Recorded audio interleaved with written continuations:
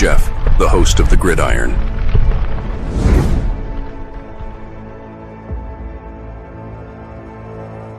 All right. Welcome to the Gridiron, baby. If you can give this video a thumbs up and maybe share this video, that would be absolutely freaking awesome. I'd really appreciate it. If you subscribe to my channel, thank you. If not, please go down below, hit the subscribe button, hit that bell icon. That way next time I go live, or if I put a video out, you'll be notified. And it's free of charge. What do you got to lose, right? But if you are subscribed to my channel, thank you. If you want to help support my channel, top description box below, very top link in the description box takes you to my membership page. I got 3 different membership levels. Each one has their own little perks to them. So once again, if you want to help support my channel, it means so much to me. And I thank you in advance. Thank you. And then finally, all the way down in the description box is a link. Takes you to my Facebook group. It's called the New York Giants of Gridiron. It's my Facebook group. We have over 9,400 members in the group. It's doing simply marvelous, might I add. Basically, if I'm alive and breathing, and if I got internet access, I am putting stuff in this group darn near 365. It's called the New York Giants of Gridiron. It's my Facebook group. Please join it. You will not be dissatisfied. I promise. All right. Well, I'll tell you, it's interesting because, when there's a little glimmer of hope, right? For the Giants. Whatever, in the beginning of the season, things, where we at here? Offensive,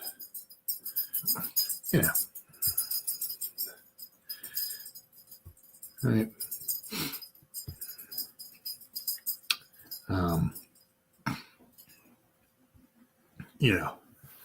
The grades were better, shall we say, right? But you can kind of notice as time is going by, kind of as the weeks are kind of going by here, right? The grades are getting worse and worse, and it's also kind of showing up, on the offensive side, the defensive side. The offensive grades are really horrible, really bad. Defensive grades are, a little bit better, but not too much. It's just really, man, just really atrocious. Going to be very, very interesting. Once again, it was, a lot of interesting things. It was interesting,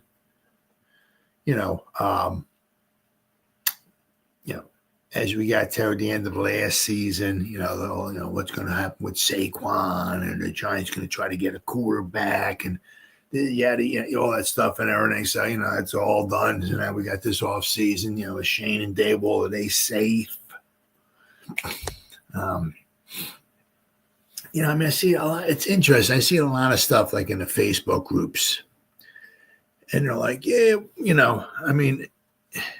it's like we got the same results, and Daniel Jones wasn't there. I guess offensive wise, the offense didn't give up 30 points. The offense really, didn't let Baker Mayfield look like Joe Montana out there. So what the hell is complete 80% of his passes? He completed 4 out of every 5 passes. One more time, you can see my face. Right? The Bucs were like, what the hell were they, 4-6 coming? They were not the 72 Dolphins. But I saw, a lot of stuff in the Facebook group because there's the people out there are still like, upset that we let Daniel Jones go and all and everything. They think Daniel Jones was going to take us to the promised land. And so you see all these comments and stuff like that. Some of these Facebook groups, well, hey, we still got the same results. I guess Daniel Jones wasn't the problem. No, see, we don't have an NFL caliber starting quarterback on the team. That's the problem. Put Josh Allen behind center. I'm not saying we would have won yesterday, especially the way the defense played. put Patrick Mahomes. No, you got to, I get it. We don't have those guys. We ain't going to have them. I don't know if we're going to get one of these guys coming out of the draft, or if we do draft one of these guys coming out of the draft, if they're going to be good, but whatever, right? But I said, if you put, some real good quarterback behind center, things are a little bit different, right? That's the problem. They're like, I guess Daniel Jones wasn't the problem. I guess Daniel Jones is the greatest scorer. No, he's not. That's the reason why he's not here with us anymore. Okay, whatever it is, if he's damaged goods, well, we don't have a quarterback on this team that can take us to the promised land. We don't have a quarterback on this team, all right? I'm including Daniel Jones too, right? Who is any good. Whatever would happen to Daniel Jones, we don't know. So I don't know if he's damaged goods. I mean, that's quite possible. I don't know. Why is he throwing balls at guys' feet? Why is he overthrowing guys? He doesn't seem to have the touch on a long ball anymore. Two guys wide open, on the flea flicker, and he didn't pull the trigger. I mean, one more time. Yeah, so that's the reason why. It's not Tommy DeVito's fault. It's not Danny. We don't have a starting quarterback on this team, right? So, but Daniel Jones, I mean, so he cleared waivers. Not that probably anybody cares, but so he cleared waivers, so he's able to sign with any team that it's going to be kind of tricky. Because now he can go with any team he wants to, right? But the thing is that I think I alluded to was last night or whatever it was. One of the things he might maybe latch on to some team's practice squad, because I mean, like the Raiders had some interest in him. I saw an article. Raiders have some interest in Daniel Jones. Possibly, anyway, whatever the article said. But Daniel Jones don't want to, if the Raiders are, The thing is I don't know why because they bring him in and they're going to have to pay his salary for basically like $12 million for the final, 6 games, right? They're 2-9 as well, too, right? So for the final 6 games, they're going to have to pay $12 million, plus they got that injury guarantee. Meaning if he gets banged up and he can't pass a physical next season, they owe him $23 million. So I don't know why they would want to go that route, really. Well, like a lot of the articles I was reading is that, he might latch on to, maybe because he wants to go someplace where, hey, they're a contender, right? Bunch of teams that might want his services. Now he can go on there and go on the practice squad, okay? That way, he'd be on a team of his liking, right? I mean, he might want to go, say, just to the Chiefs. Well, they may not want him, so bummer dude. But he, if he has interest if there's like 3 or 4 teams that have some interest in him, and they want to maybe put him on their practice squad, he can pick and choose which one he wants to go to, right? Especially for the remainder of the season. But they only have to pay him the practice squad money. Now, if they elevate him and put him on the 53, whatever, or if they elevate him more than 3 times, then they have to start paying a salary. But the thing is that if he's on somebody's practice squad and another team can snatch him up, but they'd have to put him on their 53, and they would have to start paying a salary. So it would get expensive. But it'd be interesting to see where he winds up going. As Daniel Jones turns, and it'll be interesting to see. I mean, I'm sure if he keeps his nose to the grindstone and all and everything, I'm sure. It's his 6th season. I'm sure he can hang around for quite a few more seasons in the NFL, should he choose to. If he can stay healthy, right? But you just can't expect to have those big paydays anymore. He's gonna, whatever he can get, right? It ain't going to be nowhere near $40 million, but Be interesting to see if somewhere along the line the Giants and Daniel Jones cross paths once again, like being in a game, right? But anyway, let's go over, shall we? Let's go over the team grades here. Let me here we go. All right, there we go. All right. Whoops, that's special teams. Hold on here. Let's see here. Try this again here. There was special teams, grades, pro football, offense, defense. Let's try this. There we go. Now we're talking. There you go. Okay, so here we go. So the top team grades, okay, first ones are the Lions, second one are the Eagles. Then you got the Ravens, and somehow the Falcons. I mean, look at them. They're way up there, 86.6. Right? 86.6. The Steelers are 8-3. The Chiefs, 10-1. I mean, even the 49ers are 5-6. Their team grade overall is 85.6. The problem with the 49ers, I mean, they're so banged up. I mean, whew. But if we go to the Giants, they're all the way down number 27. They're 69.6. They're 2-9. So somehow they're above the Cowboys. I mean, they're above some teams, but the Giants are overall team grade, number 27 overall. Offensive grade, the Ravens are number 1, 86.9. All right, so let's see where the Giants are at. I'm sure they're not ranking too high here.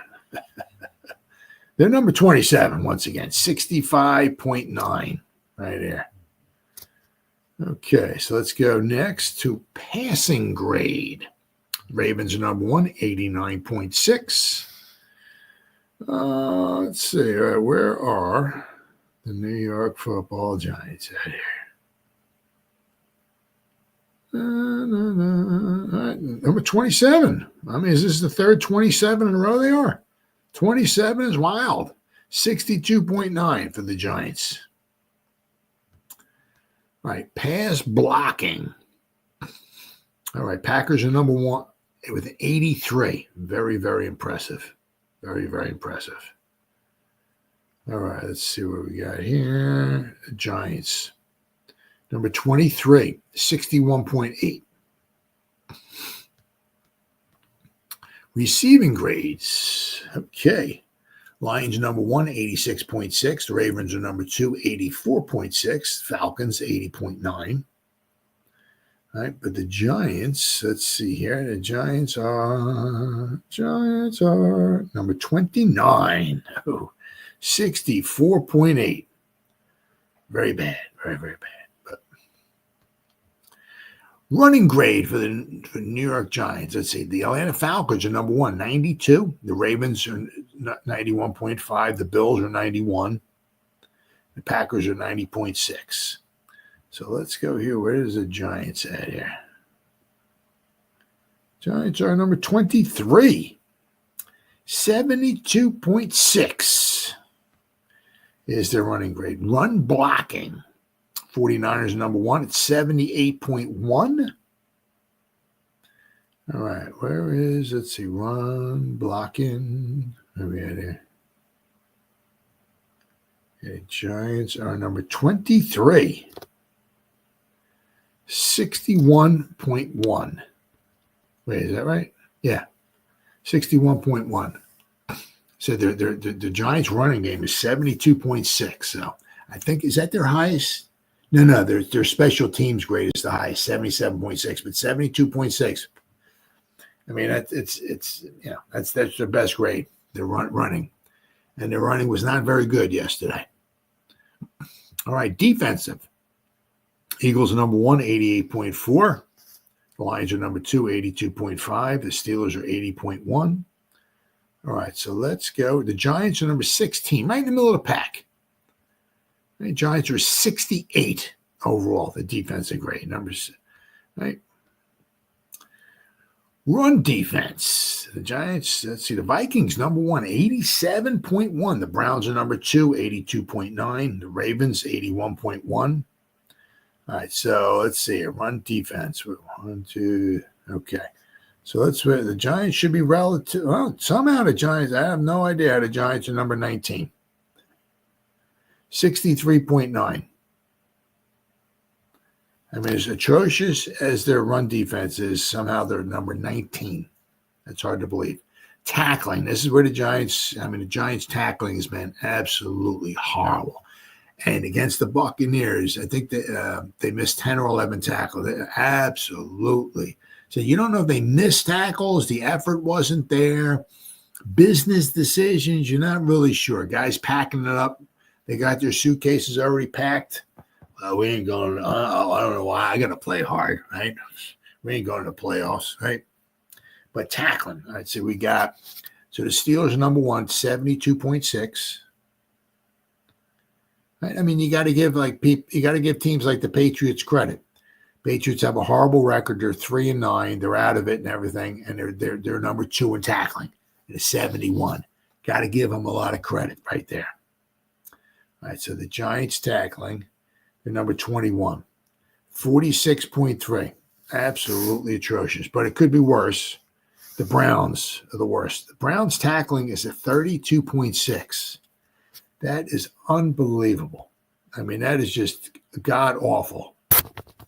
Pass rush. Of course, now the Giants led the league for the first half of the season. Now they haven't had a sack in the past 19 games. So, and they only had 4.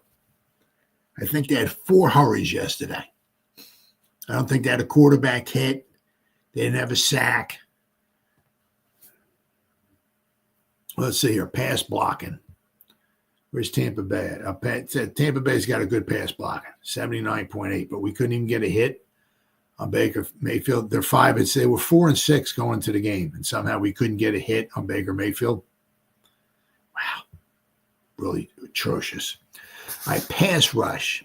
Steelers are number 1 at 90.3. The Giants are number 7, 74.6. Not too bad.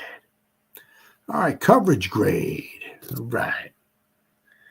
Eagles, 90.8 is their coverage grade. And then we got, where we at there? The Giants, 27. Wow. They're 57.4 is their pass coverage grade. They're 27th in the league, 57.4. Said their special teams isn't too bad. But number 1 is the Patriots at 90.8. The Lions are number 2 at 90.2. Broncos are at 90.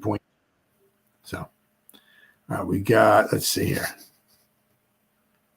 Let's see, the Giants are number 17 overall, just behind the Eagles. Giants are 77.6. So number 17. But, just, you kind of notice, right? As the season's going on, right? Some of the Giants, the team grades are just kind of coming down to earth. It's going to be interesting to say, because last season, right, at the end of the season, Giants didn't have obviously anything to play for, but they still. I mean, the one game they got was the Saints game. They lost 24-6. They got manhandled in that game. The Saints were doing a lot of what Baker Mayfield did, making fun of Tommy Chicken Cutlet Parmesan. So the Saints were doing that. They were getting a kick out of making fun of a third-string quarterback. I guess I don't know. I guess they're still in kindergarten or something. But anyway, but the Giants, played a lot of. The Ram game, the 2 Eagle game. One game we beat the Eagles. The other one we won on the road, and the Eagles beat us by just 8 points. Some good close games. The guys seemed like they were fighting. It's just so it's going to be very interesting these final 6 games here to see how the Giants perform. And as I said, it's going to be interesting because if we keep having 30-7 contests, John Mara, whatever it was, a month ago, right, gave his vote of confidence. Says, I don't plan on making any, from Even Rich Eisen was saying, he says, they like Dable. They seem, they really seem that they seem to like him. But the thing is that, if it might be a good offensive mind and he can maybe mold quarterbacks and blah, blah, blah, blah, blah, and all that stuff and everything. But if he's losing the locker room, if he can't motivate a team, all this stuff and everything, I mean, is he really head coach material? I don't know. It's going to be very interesting to see what winds up happening going forward. These final 6 games. I mean, this here coming up here is going to be a really good test for the for the Giants here. Really good test because the Cowboys. I think they just got their 4th victory.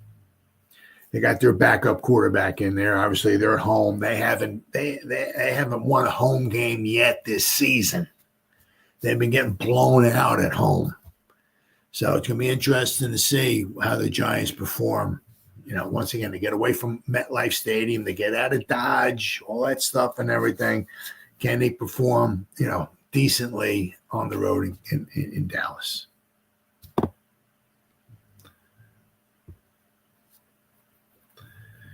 So we'll have to wait and see. I mean, the Giants go on the road and they lose, whatever. I don't know. 24-21, 24-20, something like that to the Cowboys on the road. It would stink. It would be embarrassing, all that stuff. But, I mean, did they show some effort? Did they, what did they do while they were there? So, right.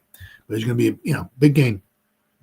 Big game coming up. I mean, it's not so much for the records or nothing like that or whatever. It's a lot of it's big for maybe for for the Shane and Dave will wind up hanging around. Right. All right, so let's go to the offense, and these grades are just they're not impressive. Let me tell you what. All right, share the screen. Where's the offense? Here we go. I mean, they are not impressive at all. Let me tell you what. Okay, Motor Singletary. Right. He's the highest graded guy. He was only in there for 21 snaps. Then again, we only had 59 as an offense altogether. But Motor Singletary was in there. He graded out a 62 overall. Wando Robinson was in there for 49 snaps. And he graded a 61.8. Then you got Chris Manhertz. He was in there for a total of 12, 60.5. Then you got good old Malik Neighbors, 60.4. He was in there for 55 of the 59 snaps. Drew Lock was in there for 1 snap, 60.2. Greg Van Roten. So I guess he was the highest graded offensive lineman for the Giants. It's a right guard, it's a right guard and right tackle, right? Van Roten graded out of 60. Evan Neal graded out of 59.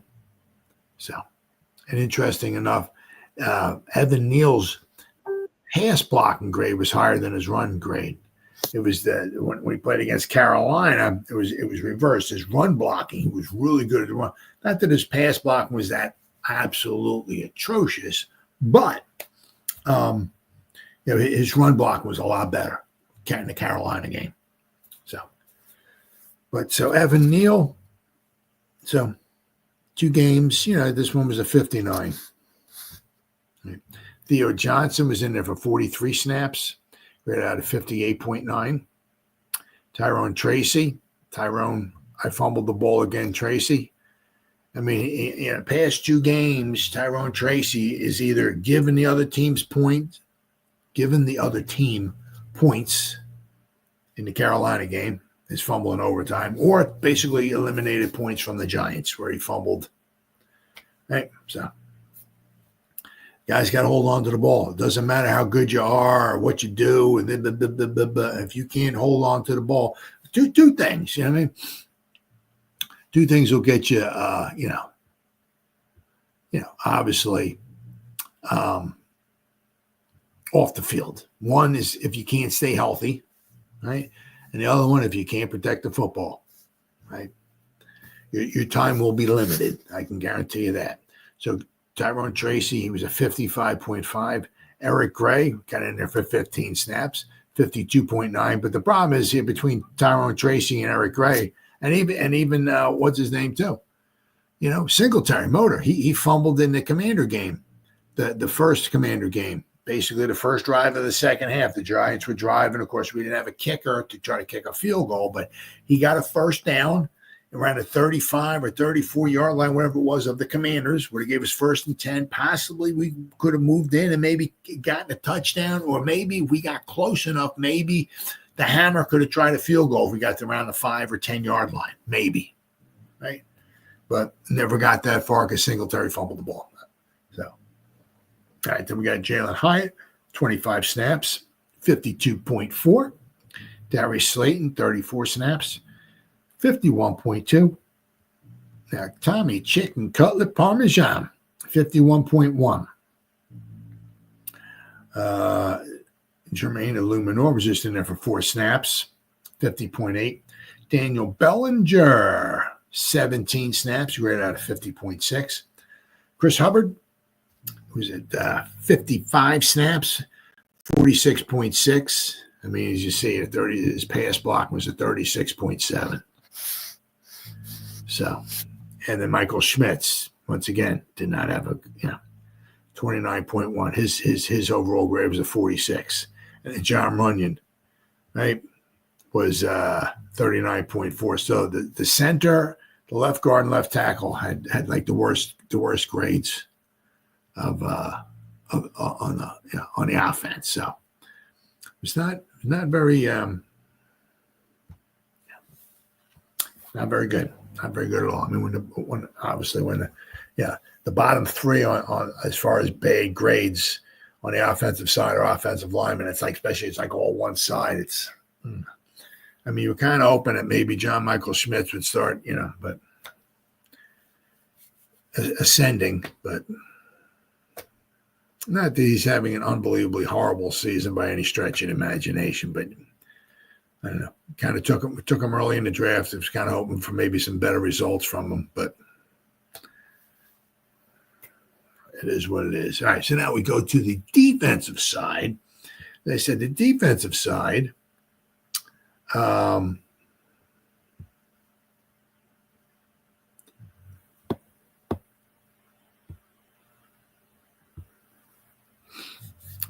course, that guy right there, he led the way. Right, and then after him, there was a little bit of a drop off as far as with the grades and everything like that. But Sexy Dexy had another good game. Obviously, did a fantastic job. It was just he was a little disappointed by I guess the effort. He wasn't calling guys out or like that. He just was overall. He just wasn't not very happy with the effort. So I guess I can't blame him. I mean, you give up. It's like 450 yards of offense to the Bucs. I mean, the coverage it was horrible. I mean, Baker, as I said, he completed 80% of his passes, and it wasn't like he completed 4 out of 5 passes or 8 out of 10. He completed 24 out of 30 passes for like 300 yards. It's like, but then again, it didn't help much either because, the Giants' vaulted pass rush couldn't get to him. So, all right, so let us here. Where are we? Special teams, offensive, offense. Oh, there we go. All right, I got too many tabs open. All right, so here we go. Sexy. All right. All right, DJ Davidson, right? He did, let's see here. This is against Carolina. He had a horrible game. Well, what really brought him down was his run defense. But he had a good game here. I mean, he's had some okay games. He's also had a couple clunkers. The first couple games at 28, and a 43 and a 27. But this week he did pretty good. He had a 71.6. So, but Sexy was number 1, obviously. Okay. overall 87. His run defense was a 90.8. His tackling was a 29. He had, I mean, the thing was he had 2 tackles and 1 assist, and then he missed a tackle. So that's why, he had 4 attempted tackles, or possibly he could have had 4 tackles, right? And he missed one of them. So he missed basically 25% of his tackles. So that's why his grade was down to a 29.6. But other than that, Sexy had a great game. DJ Davidson, they said he was 71.6. Kayvon, 68.8, his first game back. So it's good. It was nice to see him out there on the field. See DJ Davidson, according to PFF, everybody else kind of, maybe I have some different numbers, slightly different numbers, because there was only a total of 4 pressures by the Giants defense. So it's tough for PFF to have just 4 pressures, and you go to another, service, and they say the Giants had 13 pressures. That's not going to happen. So we had the Tyler Newman. He had a pressure, and who was the other one there? Let's go. Micah McFadden. He had a 42 overall. So it wasn't like, the thing is, it wasn't like we had a couple guys in the 30s and the 20s and stuff like that. We just had a lot of bad guys. McFadden, graded a 42. Banks, our first round pick overall. He had a 42. Dory Jackson, a 42. Mewasau, 47. Armin Watts, okay, he was a 47. Then we had a bunch of guys in the 50s, Isaiah Simmons, so I'll get there. But so we didn't necessarily have like 3 or 4 or 5 guys grade out in the 20s, not like that. It was just a bunch of bad, grades. And but the effort was not there. It was just, And once the thing was that once it got to be like 23-0, it was just, to be honest, in the second half, right? They only gave up 7 points. Got to give them some credit there. The problem is that they had so many long drives. I said, where was it here? Oh, here we go. And they had what? They had 450 yards of total offense. Good, solid, balanced offense here. But they had 294 yards passing, and then they had 156 yards rushing. They ran the ball 32 times. So they ran the ball more than they passed. Give them some credit there. They had 156 yards, 32 guys, 4.9 yards a carry. An absolutely fantastic day. As I said, Baker Mayfield completing 80% of his passes, 24 out of 30. They didn't even touch. They had 4 hurries on them, according to PFF. They had 4 hurries on them. That's all they had. It's a solid game by the Buccaneers. All right, so we got Kayvon. He was a 68.8. It was his first game back. Thank goodness. Good to see him back here on the field. Bobby Okereke was a 68.8. Patrick Johnson, 66.9. Dane Belton was in there for just 2 snaps, 64.6. Tyler Newton, we're at 63.1. Jason Pinnock was in there for 62 snaps, 61.7. Azeez Ojulari was in there for 12 snaps, 61.3. See, now that's the thing here is like with Azeez Ojulari, the 12 snaps. Now that's kind of key here because it's like when he goes into free agency, even if the Giants want him back, he's going to want to play. And the thing is that when Burns is healthy and when Kayvon Thibodeau is healthy, right? This number here, 12. That's a little on the low side. It usually may be a little bit more than that, but that's about what Azeez is looking. His number of snaps he's looking at going forward unless one of those other guys gets injured. But so when next season rolls around, he's going to look back at the Giants this season. It's like, if Burnsy and Thibodeau are healthy, I'm not getting many snaps. Plus the Giants suck. So I'm probably going to get the heck out of there while the getting's good. Right. So this number here is 12 is going to make it very difficult for us to try to bring back Azeez Ojulari because having 3 edge rushers is huge, right? Andrew Phillips rated at 57.9. Nacho, he was in there for 47 snaps, rated out at 57.6. Cordell Flott was 56 snaps, graded at 55.2. Brian Burns was in there for 60 snaps, 52.7. Elijah Chapman was in there for just 4 snaps, 52.1. Isaiah Simmons was in there for 10 snaps, 50.1. Armon Watts, defensive tackle, 21 snaps, 47.6. Darius Muasau, 18 snaps, 47.2. And these are the guys I said, I had a bunch of guys in the 40s, which obviously is not great. But Dory Jackson is 42.9. Deontay Banks, our number 1 pick from last season, graded out of 42.4. And Micah McFadden, he graded out of 42. Now, Micah, he's an interesting guy because he's like the stock market. He goes up and down, right?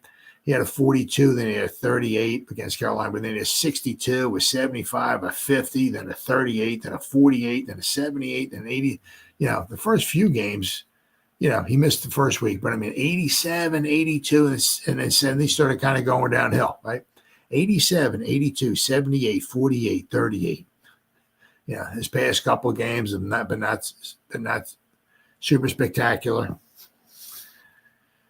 For the imagination, it's a shame because it's like you don't really see, I don't know. You'd like to see growth. Guys getting better as the season goes along. Just as I said, it's you don't know.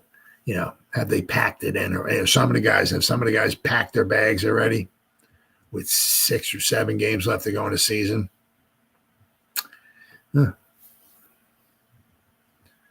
All right. So then finally, we have the special teams. Now, the special teams usually is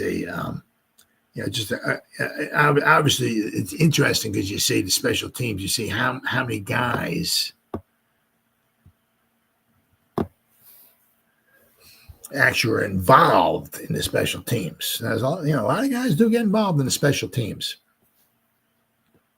but a lot of them usually don't. Usually grade out. It's interesting how, like on the special teams, a lot of them wind up grading out around a 60.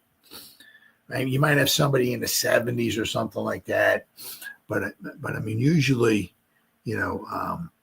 the special teams is a lot of guys grade out in the 60s, but you see, I think there's 31 guys who played 31 different guys who played special teams.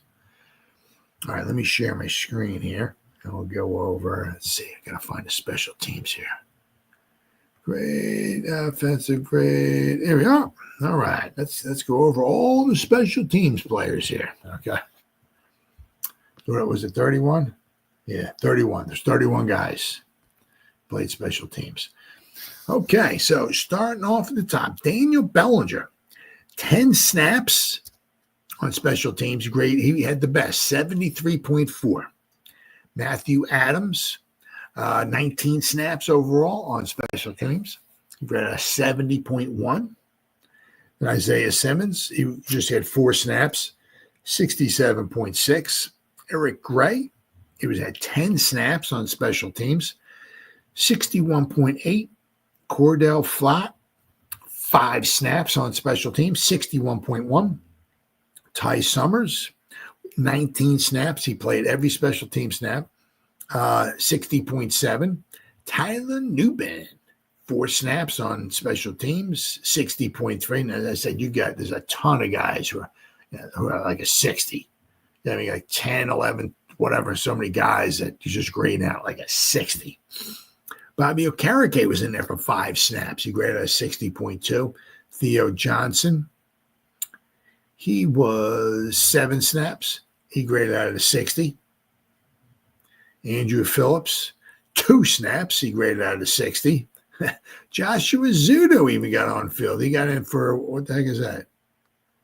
Field goal kick. All right, so field goal kick. He was in there for the one snap field goal kick. He graded out at 60. The Scottish Hammer, he punted 5 times. Oh, no, I'm sorry. Wait, no. He punted 4 times, and he held 1 time for a field goal, meaning the extra point he covered for. He held for. All right, where the heck we at here? He graded out of 60. John Runyon was in there for 1 snap. He graded out of 60. Aaron Stinney, 1 snap. He graded out of 60. Adoree Jackson, 2 snaps. He graded out of 60. Chris Hubbard, 1 snap. He graded out of 60. Greg Van Roten, he had 1 snap. He graded out of 60. Graham Gano, 3 snaps. Graded out of 60. Let's see. There was the two kickoff and the 1 extra point. Graham Gano was on the field for. Azeez Ojulari, 1 snap on special teams. He graded 59.8.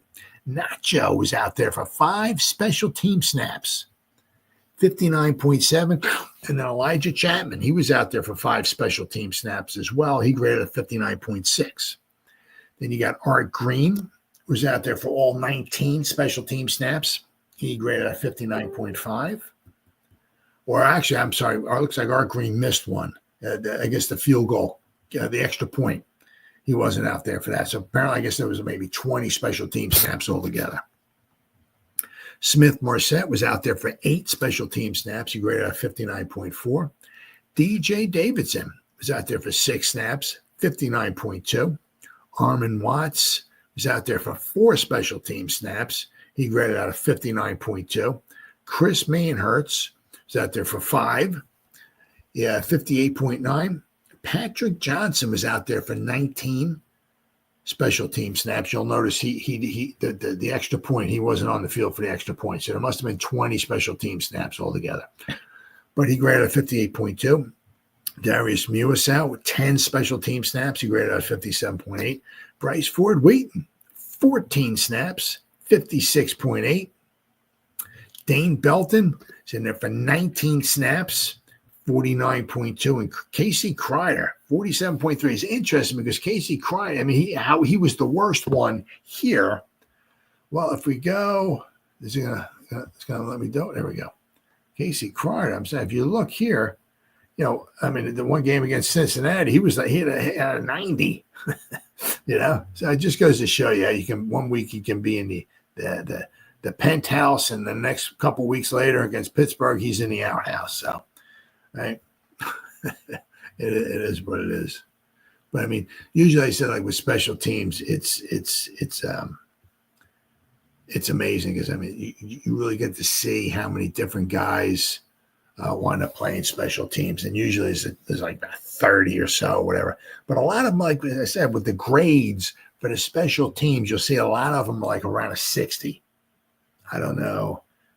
You know, I guess I don't know. I don't really understand exactly how they grade out some of those.